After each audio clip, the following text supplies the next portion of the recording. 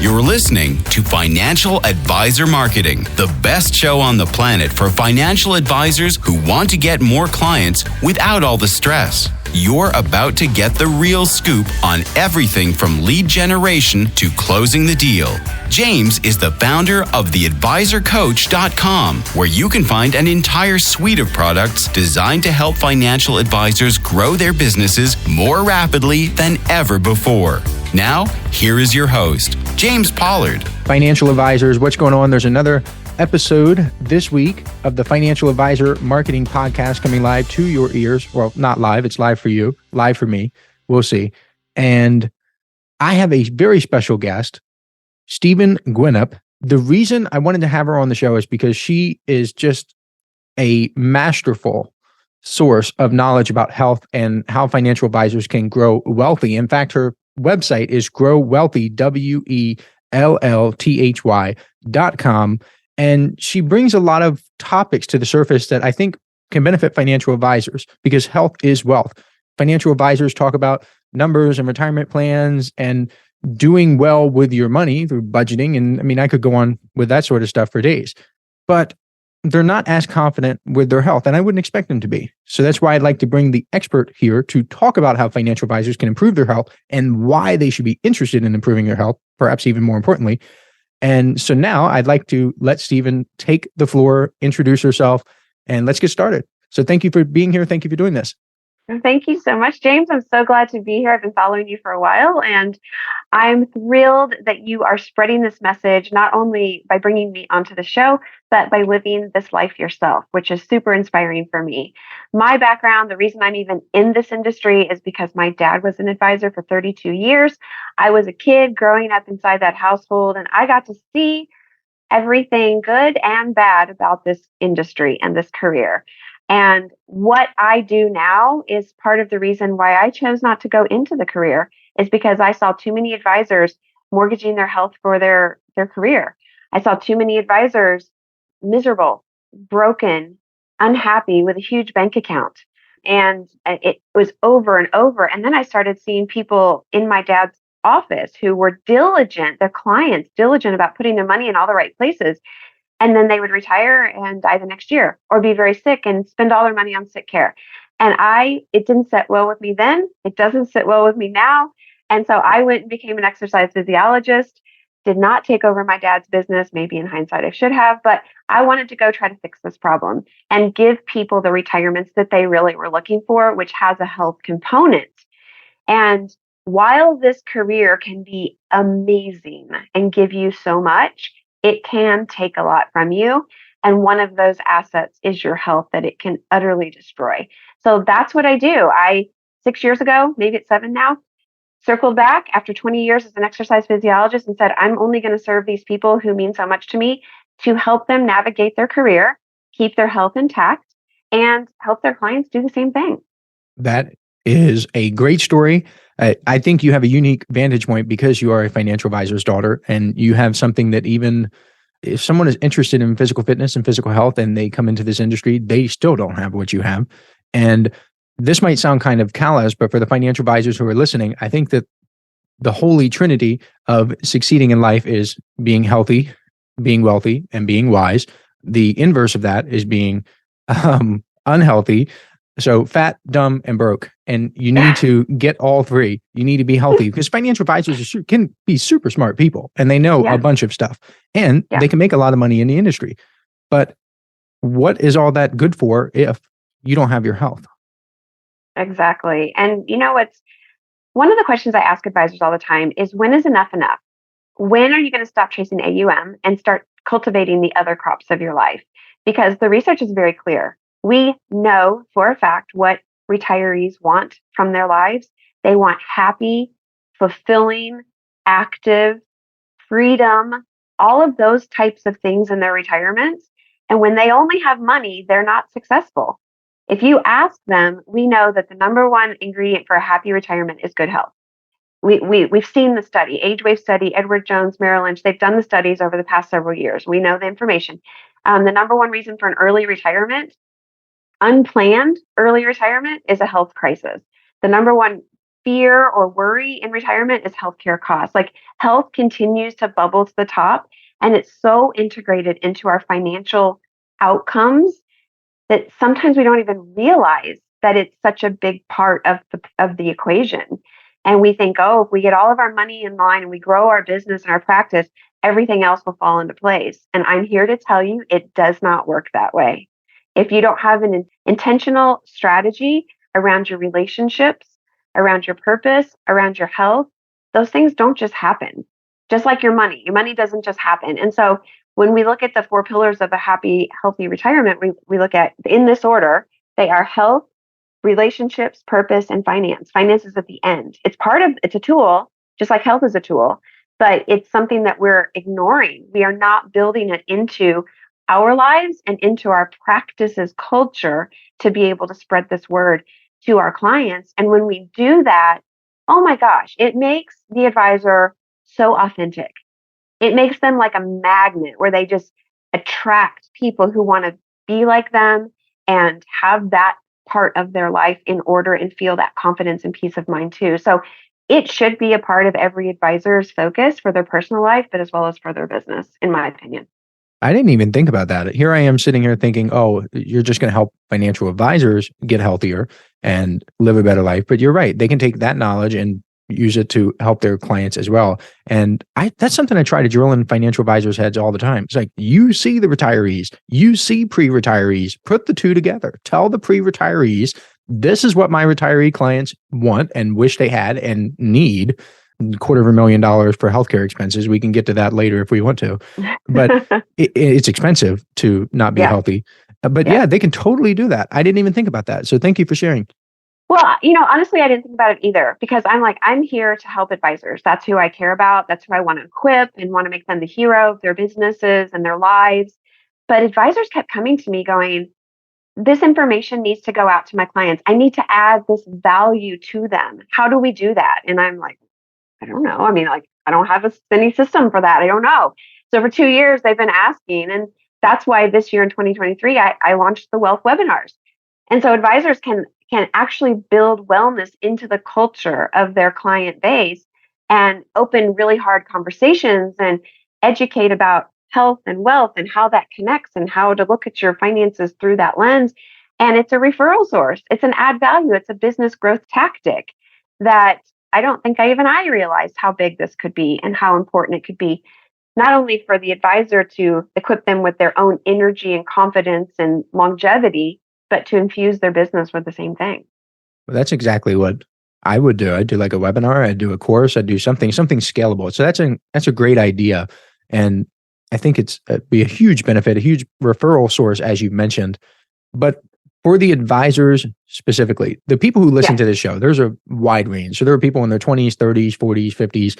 But I would say that if I had to take a slice of the average financial advisor, it would be someone who is in his 40s. And I say that because predominantly males who listen to this show and in financial services, for better or for worse. For that person, what are some of the biggest health problems you see? Is it obesity? Is it like pelvic tilt from sitting all day? Like, what are some problems that the 40-year-old person suffers from? If I had to name one thing, it would be metabolic dysfunction. And I know that's a big word and probably people don't know what that means, but it's whenever you start to see, like after age 40, the waist size starts to kind of increase and get thicker around the belly button. And then cravings and night eating kind of pops up. And then, maybe blood pressure starts to go up a little bit. And you just start to see like triglycerides are a little bit high. And these little niggly things that start to creep up and change is the most common thing. That it's not a disease, it's not a diagnosis necessarily. It's just a lot of smoking guns that you're like, things aren't quite right. And if you have, there's actually 5 things in metabolic disorder. If you have 3 or more, you have metabolic syndrome, which means you are headed toward heart disease, diabetes, and cancers. Like that's your road that you're on. And so people come to me and say, hey, I'm getting my weight so heavy as it's ever been. I need some help with my weight. But really, the problem is at a cellular level, and we have to go in and kind of correct what's happening and how your body uses and stores its energy and how it rejuvenates itself and repairs itself. So why do they come to me? Typically, it's because they see their waist or their weight increasing. But when we dig deeper, we find out that it's a much more systemic issue than just that. So I don't want to talk over my audience right now, but we talked a little bit before hitting record, and I'm into this stuff too. And I'm wondering how much stress plays into that. As just financial advisors can be stressed out of their minds sometimes, and that affects their metabolism, correct? Absolutely. It's kind of like pouring acid inside of your body. It affects every single cell of your body in a physical sense. You think of stress as being just mental anxiety or overwhelm or whatever, but there's a physical response from a chemical perspective, from a hormonal perspective, from a recovery, from a sleep, like all of it. It touches everything. And I've interviewed 474 advisors on this topic, and I asked them about their stress. The average advisor on a scale of 1 to 10 spends most of their time at a level 7 on Oh stress. yeah. Yeah. That's And the interesting correlation, James, is that when someone has a lower stress level, like let's say they sit at a 2, 3, or 4 on their daily stress, typically their health is at a 7, 8, or a 9. So there's a converse relationship between stress and physical health. So if you're highly stressed and your health is low on a scale of 1 to 10, that's kind of a toxic cocktail for a disease that's headed your way. That's interesting. One of the things that I read, this must have been 2 years ago, is like the scariest movies based on people's heart rate when they were watching it. And it was like The Conjuring and Insidious, and people's heart rates Yeah. got up into the triple digits when they're watching this movie. And people were thinking, oh, well, it's not that big of a deal. We're just watching one horror movie, but your heart rate is so elevated. Now imagine watching The Conjuring all day, every day for years, and imagine the effect that it would have on your body.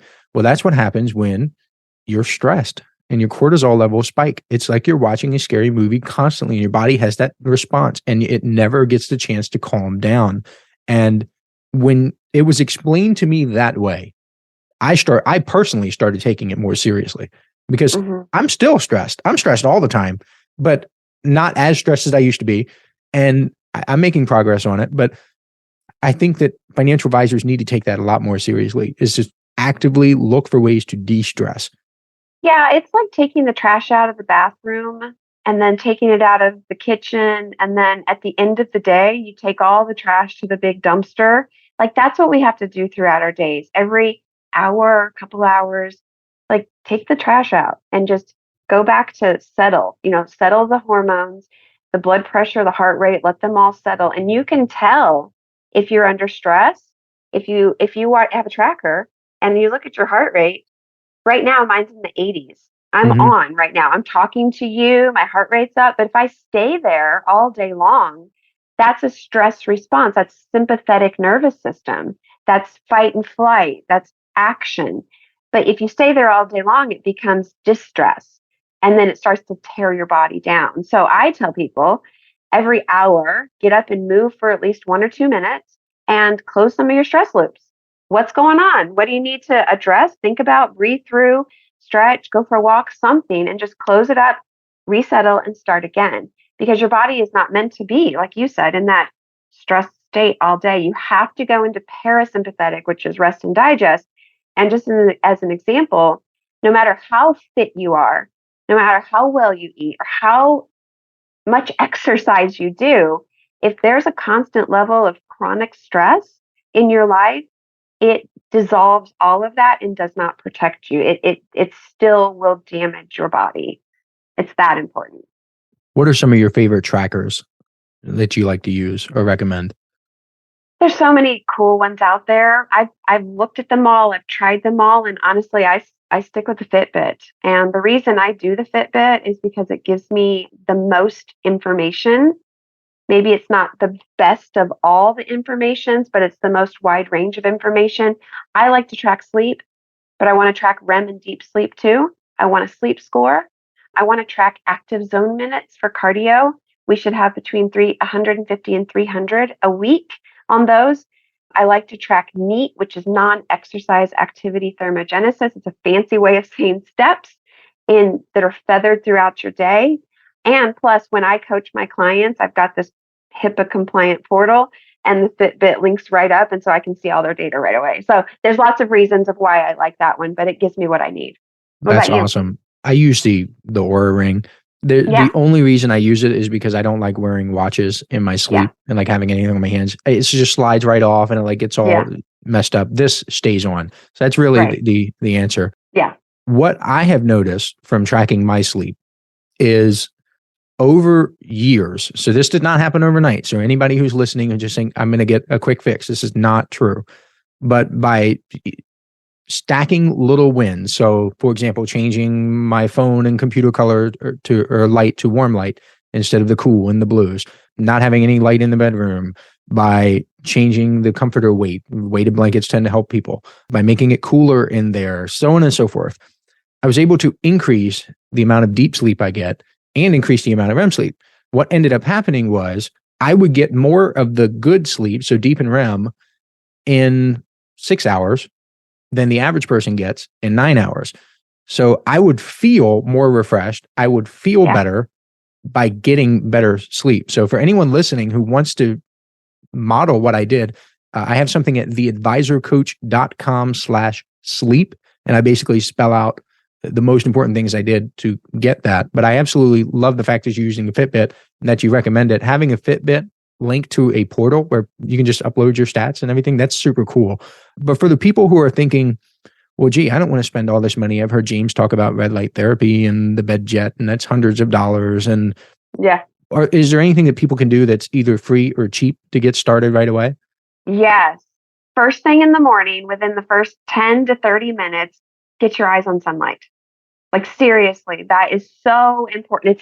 It's like sticking a stake in the ground for your metabolism, your circadian rhythm, and doing that will directly impact how deep your sleep goes that next night. So eyes on sunlight. Huberman said a cool quote this week. He said, "Sunlight before screen light." So get your eyes outside on sun, not like looking directly at the sun, but just some sunlight. Yeah, and that is a trigger inside of your circadian rhythm in your brain. And you've got more clocks in your heart, in your gut, in your stomach, in everywhere. Like there's all these little clocks. And when they get dysregulated, then you have all this random stuff and your body doesn't work optimally. So we want to sync it all together. One of the best ways is with light. So like you said, get the lights off at night, get your eyes on sunlight in the morning. There's two other ways to do it: movement and food. So all three of those, light, movement, and food, if you time those correctly, you will resync all your clocks and your body begins to work better and you get into those deeper sleeps. Why do we care about deeper sleeps? We feel more rested, you have more energy, you burn more body fat, you repair your cells. So it just is this cascade of good things that happen when you get into that deep sleep. That is an awesome tip. I try to do that. I don't do that every single day, I must confess. What I try to do is get out, get sunlight. I also do something called grounding, which is like bare feet on the actual ground. I don't remember why I do that because I got started years ago and it's just a habit now. But I can tell you it did make a difference. I know there are like grounding pads that you can put in your house, and financial advisors are listening to this. Like, what the heck is he talking about? Like, go to Amazon and type in grounding pad and you'll see what I'm talking about. But essentially, bare feet to ground, that helps too. So, but yes, the sunlight, I've noticed that as well. That is so important. What about flexibility? Is any basic stretches that financial advisors should know? Like in between, like let's imagine they're in their office and they're sitting in between meetings. They've got 10 minutes. Are there any basic stretches they can do? Yeah. So chant this to yourselves, financial advisors. The next position is the best position. So wherever you are right now, I'm sitting here with my legs crossed. I don't want to stay here more than 30 minutes without changing my position. Your body loves to move. It's made to move. It's like a racehorse. If you lock it in a stall all day, that racehorse is going to go crazy, get weird habits of chewing on the wood, and develop all kinds of pains and die early. Like this is the same with us. We have to move. And if we don't move, our joints don't get lubrication in them, which is called synovial fluid. And then they begin to break down and arthritis sets in. So you have to move your joints occasionally. I tell people, top of every hour, take 5 minutes or between your meetings if you have to, and just move for like 2 minutes. And you can do some stretches, but if you have a standing desk, stand up for a little bit, but don't stay standing. Sit down for a little bit. Maybe then go for a walk and talk on the phone if you can. But there's this cool little trick you guys can do.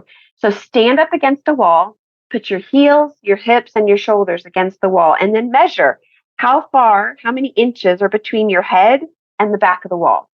Okay, that's a postural issue because we sit too much and we're too hunched over. And for most people, it's going to be like several inches when they just stand against the wall. So then you want to get up and do a stretch where you put yourself on your desk, like in a front support where you're kind of leaning on your desk, and just open one arm and kind of look and twist, and then put the arm back down and go the other side and open that arm and twist your body. It's magic. Like, it's seriously magic because your brain is so smart at rebalancing all these structures that if you just do a little bit of movement, go back and stand by the wall again, and that will have reduced by at least half, and maybe your head is sitting right on the wall. It's the coolest thing. So just do stuff like that that's going to help your body rebalance itself. James, when we sit too much, we lengthen our glute muscle and we shorten our hip flexor on the front of our hip. And then it throws off the whole structure of our back. And then your hip flexor is so short, it actually goes diagonally through your body and it attaches to your lower lumbar. And people are like, oh my gosh, my back hurts. I need to go sit down. It actually might be the front of your leg is so short because you've sat too much. So doing some stretching like runner stretches where you can kind of get your leg behind you and open up that hip is going to be helpful too. Hey, financial advisors. If you'd like even more help building your business, I invite you to subscribe to James's monthly paper and ink newsletter, The James Pollard Inner Circle. When you join today, you'll get more than $1,000 worth of bonuses, including exclusive interviews that aren't available anywhere else. Head on over to theadvisorcoach.com/coaching to learn more. You're actually talking about something that happened to me. So I made a bunch of money as an affiliate for a program called Unlock Your Hip Flexors. The reason I made so much money with it, because this is the marketing show, financial advisor marketing, like I'm good at copywriting and so on. So I had an email sequence and basically sold this product called Unlock Your Hip Flexors because I had that problem. I had the pelvic tilt because I sat so much and I had to do the stretches where like the squats and I would have my elbows pushing my knees out and I would do the runner stretch. And I don't remember if I had weak back muscles or weak abdominals. One was super strong and one was super weak and it made the tilt worse. And I think that happens to a lot of people. It happens to, gosh, I don't want to say baseball players, but there's like a certain profession where it's super common and it just like their butt sticks out and their gut sticks out. So you have butt and gut sticking out. But yeah. And that happened to me, and doing those hip stretches and unlocking the hip flexors is what helped a lot. Yeah. So we talked about that's like cheaper stuff or free stuff. Actually, I mean, stretching is free. Getting the sunlight is free. Sun hasn't started charging yet. If someone wants to bump it up, and this is where we're getting more or less into my territory because I've invested / spent a lot of money on weird health stuff. If someone is like willing to spend, like money is no object, what are some of the first things you would go for? You know, you can willy-nilly like popcorn, try out a whole bunch of different things. In my opinion, strategy is key. What are you trying to accomplish? Because you can spin in circles and try a whole bunch of things that aren't going to really progress you forward. So what is your goal? First of all, be aware of, assess yourself, know what your numbers are, your blood work, do a fitness assessment, hop on the Renfo. It's cheap, guys. It's like $20 on Amazon, and it's going to give you your body fat, your muscle mass, and even give you a metabolic age. So know who you are, know where you're starting. And then after that, what are we going to do to work toward those particular goals that you have, whether it's longevity or get your cholesterol under control or, climb a mountain or whatever. Then you address it strategically with the physiology, because the last thing we want to do is work against our bodies and fight them. Like, I'm going to overcome this. No, it doesn't work that way. Instead, flow with how your body wants to naturally work, and then just put your paddle in and navigate around the rocks, but don't try to walk up the stream, basically. And so I recommend understanding how your body works and then creating a plan, just like you would do for financials, right? Gather all the data and create your plan. Once you have your plan, then you can go into the behavior change and start working on your habits and do those things, apply them. And that's how I've structured what I do is come in and work with me for 6 weeks. Let's get your plan. What are you even doing? And be strategic and smart, high ROI, low investment of time that's going to give you the biggest bang for your buck. And then you can go and execute on that plan. So that's kind of my bent and why I created it this way. And hire a personal trainer, you can do that. That's only working fitness. Mm-hmm. Hire a nutritionist, you can do that. That's only working nutrition. We want to glom it all together in a thing, a plan that works together with what you're trying to accomplish. Because if you're lifting heavy weights, but you don't have enough protein, you're kind of, one step forward, two steps back kind of thing. So it's important that everything you're doing works together. So that's what I did when I created the wealth plan. It's only for financial advisors or financial professionals, and it's taking financial concepts and turning skill transferring them to the other asset of your health. And it follows a very similar procedure to what you're already doing. That's what I've seen works the best.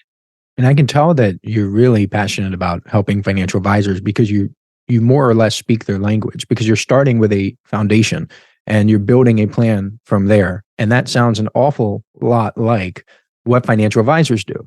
And one of the things that came to my head thinking about the foundation, a lot of people don't realize that their local colleges and universities, they have different programs and different sections that will take these measurements for you. They can do, now this is not a recommendation for me because I take the Everlywell food sensitivity test and I have my own sorts of things that I do. But if you are someone who wants to get this foundation and you want to get it for cheap or free, you can call your local college or university and just ask what programs are available. If I am not a test subject, you're not going to be doing anything weird, but they'll get your body fat and your metabolic rate, and they will give some basic recommendations, because these students, both undergrad and grad students, are always looking for ways to apply their skills and to get before and after and get case studies. So you could even do that if you're someone who's listening, looking for a takeaway. Yeah, I was actually that grad student at one time doing all of the body pinch tests and doing that for people. So you definitely can do that. Technology is so advanced though that you can do a lot of it from your own home as well. Like I said, with the Renfo and maybe it's Everlywell or maybe it's Let's Get Checked or any of those that you can actually do your own blood work right from your own home, and you can pay for it and send it out and get it yourself. The problem is some people don't want a diagnosis from their doctor, because if they get a diagnosis, then it changes their insurance and then their premiums go up and then they have this record, right? So if you want to take things into your own hands, you're going to try to get your insurance to go up or, get long-term care or whatever. Do this stuff first before you get the record, and then it's going to save you tons of money on your premiums later. So know your numbers, get them, make some changes, and then apply for your insurance. That's my recommendation. And you said it's the Renfro. Is that the thing that you grip and you just hold it for a minute? This is a scale. It's a $20 scale. You stand on it, and it's got these electrodes, and then it tests body fat too, and as well as weight and all this other stuff. And then it sends it directly to your phone, so you can see a graph of it over time of how things are changing. Because a lot of people will try to lose weight, but then they don't eat enough, and they end up metabolizing their own muscle. So if we're not seeing muscle maintained and we're seeing it start to lose, we know we need to change something, because your muscle is your longevity reservoir. That is your nest egg for your future. We don't want to lose muscle. And that information helps us drive what we're going to do as far as changes go. Yeah, because I used to have this thing that you would grip and it would send the electrodes out, and then I would drink a bunch of water and then the measurement would change. I'd be like, yes, I'd lost all this body fat by drinking water, and game the system. But it did not work very well. So I'm glad to hear that technology has improved, especially because we talked at the beginning, the waistline, a lot of the fat will store around the waistline and the hips for men and for women. And just getting rid of that has a huge benefit. Yeah, guys, if you have growing waistlines, that is a metabolically active fat. And we want to do anything we can to start to reduce that, because it's a sign that something's not working. So if that's happening, in fact, I don't care about BMI. I don't care about what the doctor says you should weigh or any of that stuff. But the waist measurement is like the one number that rules them all. That gives us the most information about what's happening metabolically inside of your body. And do your height, then measure your waist at the belly button level, not the pant size, but the belly button level, and then divide the waist by the height, and that number should be 0.5 or less. And if it's not, you need to talk to somebody. You need to get a plan in place for sure. I think I might be almost, I mean, like 0.4 something. I'll have to make that measurement. I'll have to test it for myself. I'm definitely obese in the BMI category. Yeah, I used to do a lot of powerlifting and stuff in college and eating, and I still lift. We talked about the gym.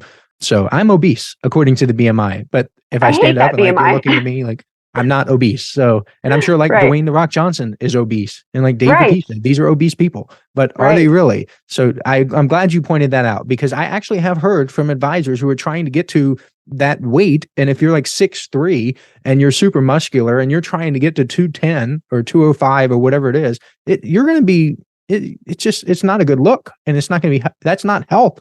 It's not health. That's just a number. It's just a number. Exactly.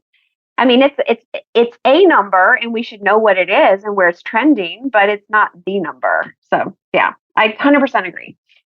So some of the routines that I have, one of the reasons why I wanted to dig into, like, if people are willing to get the cool equipment and all the fancy stuff, is because financial advisors or longtime listeners have likely heard me talk about the sleep stuff, the red light therapy, the hyperbaric chamber. And by the way, people jump too quickly to the chamber, and there's too much oxygen for people that I don't want to go down that today, but people who are listening and thinking that that's cool, that's not cool. That's not something you should do regularly, because I've gotten emails from advisors about that.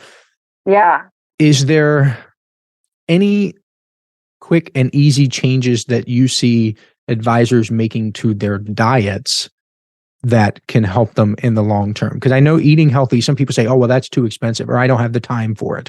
And I found that to not really be true. I spend the money on pre-packaged meals and like delivered meals. I use Fresh and Lean. I use HelloFresh. I use all of these different services. And I will admit, like it is like $10, $11 per lunch, per breakfast. So it can add up.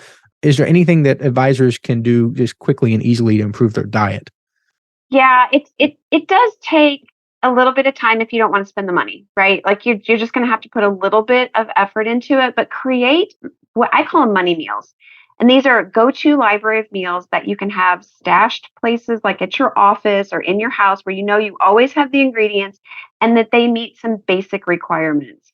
And when I say basic requirements, I'm like a handful of protein, a deck of cards, a palm of protein at every meal. Healthy, good, high quality protein, obviously. And then fiber. Oh my gosh. We as at least here in the United States, we do not eat nearly enough fiber. And so what that does is it messes up our guts and our sugars and all kinds of stuff. So when you're creating a meal or looking at a food, look at its carb to fiber ratio. And we want that to be about 5-1. So just as an example, if you pick a bread and it's got 20 grams of carbs and it only has 1 gram of fiber, that's a 20-1 ratio. It's not good. Go for something that's better and higher fibers. And then download this app called the Daily Dozen. It's awesome. The Daily Dozen. Daily Dozen is free, and it's by Dr. Greger of the nutritionfacts.org. And he created this based on his book called How Not to Die. And I've read that. Yeah, I love that. Have you? Yes. Yeah, How Not to Die is a thick book full of research, right? But the app just brings it all into a little happy little place. And it's got 24 check boxes that you can do that are in 12 different categories of the healthiest foods that are going to support longevity. And so that is where you are going to be able to, like, instead of taking food out of your diet, it's about taking food into your diet. So it crowds out naturally the stuff that shouldn't be there, because you're like, ooh, can I just get one more servings of beans and one more servings of greens? And then all of a sudden you have so much fullness and good nutrition that you don't need the bag of chips tonight, right? So it's a really fun way to improve your diet quickly in a gamification sort of like check boxes where it feels really good. I'm so glad you mentioned that. I actually love that book. So Financial Advisors Get How Not to Die. I'm actually reading through some of my notes here. It says like constipation can be considered a nutrient deficiency disease, and that nutrient is fiber. So like apples, leafy greens get in there. There's a lot of interesting research in this book. It says Yes. only 3% of Americans may even reach the recommended minimum daily intake of fiber. So if 100 people are listening to me and you're thinking, I get enough fiber, you're probably wrong. It's incredible. And this talks about the kale, how Americans don't eat enough kale. And then you have like the beans, split peas, chickpeas. There's so many options available to you. It's just incredible that is like a quick, not necessarily easy. You have to find the fiber, but just eat the darn stuff. And it normalizes your blood sugar. Like it's an incredible book. If you haven't read it, Get How Not to Die. Yeah. And then get the app, the Daily Dozen. And when I run my clients through that app as a baseline number, most of them are getting like 6 out of 24 on a daily average, like 6. And that includes water. So people are not eating nearly as many nutrients as they should be at all. Now, should you get all 24 of them? It's almost impossible. I've done it, but it's hard to do. What I've noticed is that really great health happens when people are getting about 15 on average on that Daily Dozen list. So give it a try. Do it with your family. Check it out. The other app I love is called Bobby Approved. It's free also. And you just scan your food, the label on any boxed food, and it will tell you if it's approved or not approved by this guy named Bobby. And if it's not approved, it gives you in red all the reasons he doesn't approve it as a good food for you. And then you can make an informed decision if you still want to eat it anyway. But it's a fun way to kind of see how you're doing. Is that when Bobby denies a food, is it because of the ingredients, like it's fructose or high fructose corn syrup and weird stuff like that? Or is it because it's in a box?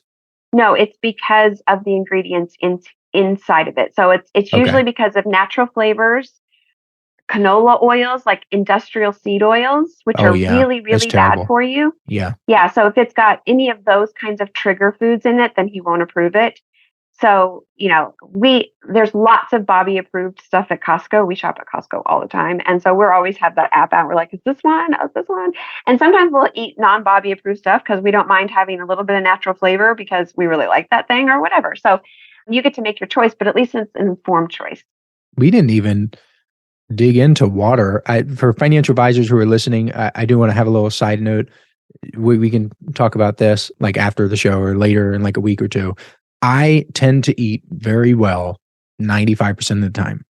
But then the 5%, just because I travel and I want to eat the stuff. Like in Nashville, I want to eat hot chicken. And then if I'm somewhere that's famous for the cake, like the Pittsburgh has the almond torte, it's just ridiculous, but it's terrible for you. And like king cake in Louisiana. So that's like me. Like 5% of the time, if I'm traveling, I eat like total garbage.